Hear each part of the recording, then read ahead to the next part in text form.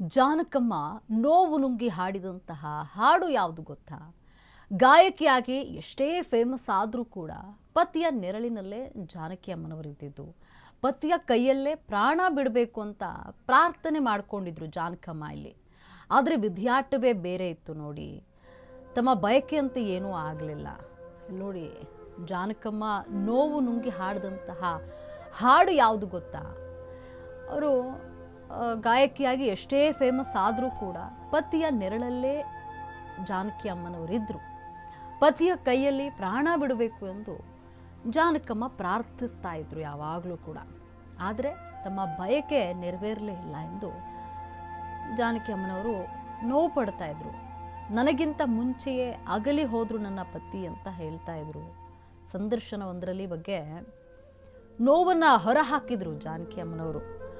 ನನಗೆ ನನ್ನ ಪತಿ ಕೈಯಲ್ಲೇ ಪ್ರಾಣ ಹೋಗಬೇಕಂತ ಆಸೆ ಇತ್ತು, ಆದರೆ ನನಗಿಂತ ಮುಂಚಿತವಾಗಿ ಹೋದರು.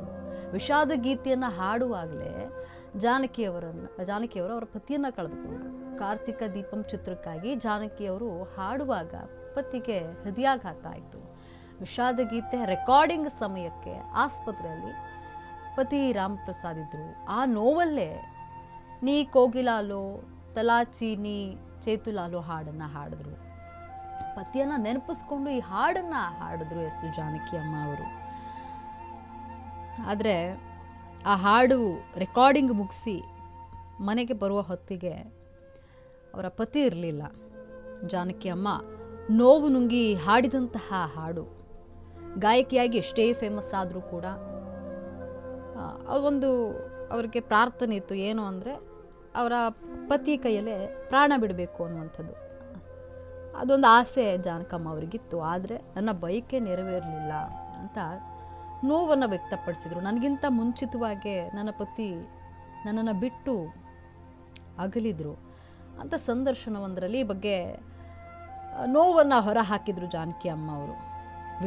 ವಿಷಾದ ಗೀತೆಯನ್ನು ಹಾಡ್ತಾ ಇದ್ದೆ. ಆ ಹಾಡನ್ನು ಹಾಡುವಾಗಲೇ ಜಾನಕಿ ಅವರು ಪತಿಯನ್ನು ಕಳೆದುಕೊಂಡ್ರು. ಕಾರ್ತಿಕ ದೀಪಂ ಚಿತ್ರಕ್ಕಾಗಿ ಜಾನಕಿ ಅಮ್ಮ ಅವರು ಹಾಡ್ತಾ ಇದ್ರು ಹಾಡನ್ನು. ಈ ವೇಳೆಯಲ್ಲಿ ಪತಿಗೆ ಹಾರ್ಟ್ ಅಟ್ಯಾಕ್ ಆಯಿತು ರಾಮಪ್ರಸಾದ್ ರವರಿಗೆ. ವಿಷಾದ ಗೀತೆ ರೆಕಾರ್ಡಿಂಗ್ ಸಮಯಕ್ಕೆ ಆಸ್ಪತ್ರೆಯಲ್ಲಿದ್ದರು ಪತಿ. ಆ ನೋವಿನಲ್ಲೇ ನೀ ಕೋಗಿಲಾಲೋ ತಲದಾಚಿ ನೀ ಚೇತುಲಾಲೋ ಅನ್ನುವಂತಹ ಹಾಡನ್ನು ಹಾಡಿದರು. ಪತಿಯನ್ನು ನೆನಪಿಸ್ಕೊಂಡು ಈ ಹಾಡನ್ನು ಜಾನಕಿಯವರು ಹಾಡಿದರು. ಈ ಹಾಡಿನ ರೆಕಾರ್ಡಿಂಗನ್ನು ಮುಗಿಸಿ ಮನೆಗೆ ಮರಳುತ್ತಾ ಇದ್ರು. ಅಷ್ಟರಲ್ಲಾಗಲೇ ಜಾನಕಿ ಅಮ್ಮನವರ ಪತಿ ರಾಮಪ್ರಸಾದ್ ಅವರನ್ನು ಬಿಟ್ಟು ಅಗಲಿದ್ರು. ಈ ನೋವಿನ ವಿಚಾರವನ್ನು ಸಂದರ್ಶನವೊಂದರಲ್ಲಿ ಅವರು ಹೇಳಿಕೊಂಡಿದ್ರು.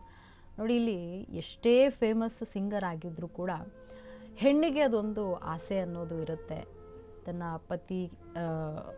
ಪತಿಗಿಂತ ಮುಂಚಿತವಾಗಿ ತಾವೇ ಈ ಹಲುಕ್ಕ ತ್ಯಜಿಸಬೇಕು ಅನ್ನುವಂಥದ್ದು ಇರುವಂತಹ ಒಂದು ಬಯಕೆ ಆಗಿರುತ್ತೆ. ಅದೇ ರೀತಿಯಲ್ಲಿ ಜಾನಕಿ ಅಮ್ಮನವ್ರಿಗೂ ಕೂಡ ಅದೊಂದು ಆಸೆ ಇತ್ತು, ಬಯಕೆ ಇತ್ತು.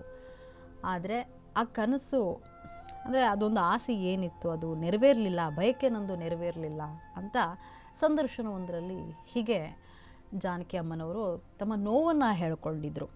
ವಿಷಾದ ಗೀತೆಯನ್ನು ಹಾಡ್ತಾ ಇದ್ರು. ಹಾಡುವಾಗಲೇ ಇಲ್ಲಿ ಜಾನಕಿ ಅಮ್ಮನವರ ಪತಿ ರಾಮಪ್ರಸಾದ್ ರವರಿಗೆ ಹೃದಯಾಘಾತ ಸಂಭವಿಸಿತು. ಆಸ್ಪತ್ರೆಯಲ್ಲಿದ್ದರು. ಅವರನ್ನು ನೆನಪಿಸ್ಕೊಂಡೇ ಆ ಹಾಡನ್ನು ಹಾಡಿದರು. ಆ ಹಾಡಿನ ರೆಕಾರ್ಡಿಂಗ್ ಮುಗಿಸಿ ಬರುವಾಗ ಪತಿ ವಿಧಿವಶರಾಗಿದ್ದರು. ಈ ವಿಚಾರದ ಈ ಒಂದು ನೋವಿನ ಸಂಗತಿಯನ್ನು ಸಂದರ್ಶನವೊಂದರಲ್ಲಿ ಜಾನಕಿಯವರು ಹೇಳ್ಕೊಂಡಿದ್ರು.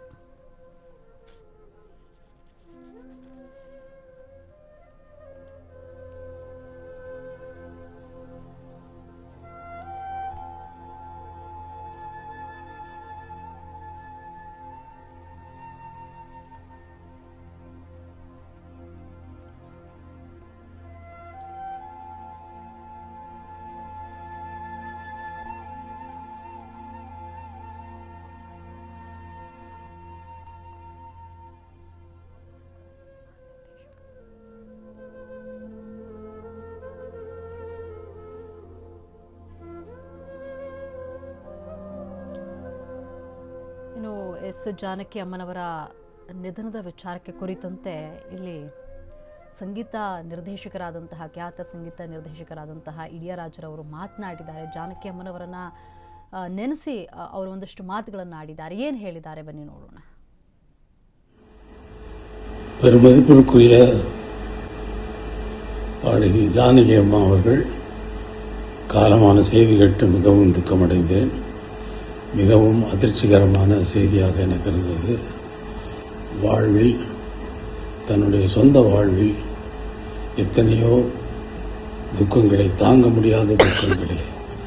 முடியாத நிகழ்வுகளை தாங்கி அவர்கள் வாழ்ந்தார்கள் என்பது மிகவும் வேதனைக்குரிய விஷயம். உலக கம்போசர்கள் மிகவும் மாமேதைகள். அவர்களுடைய ஒவ்வொருவருடைய வாழ்விலும் அவர்களுடைய தனிப்பட்ட வாழ்க்கை மிகவும் துக்கமானதாக இருந்திருக்கிறது என்பதுதான் இதுவரை நடந்திருக்கிறது. ஆனால் ஜானகி அம்மா அவர்கள் தன்னுடைய திறமையில் யாருக்கும் சளைத்தவர்கள் இல்லை என்பது ஒவ்வொரு பாடலிலும் நிரூபித்துக் கொண்டே வந்திருக்கிறார். மிகவும் கடினமான உழைப்பாளி. நான் ஒரு பாடலை உருவாக்குவதற்கு ஒவ்வொரு வாத்தியத்தையும் எவ்வளவு அக்கறையோடு சேர்ந்து அதில் விடாப்பிடியாக நான் நினைத்ததை வரவழைப்பேனோ, அதே போல அவர்களுக்கு சொல்லிக் கொடுத்த அந்த பாடலை அவர்களும் விடாப்பிடியாக என்னுடைய கடின உழைப்புக்கு ஈக்குவலான கடின உழைப்பை உடையவர்கள் அவர்கள்.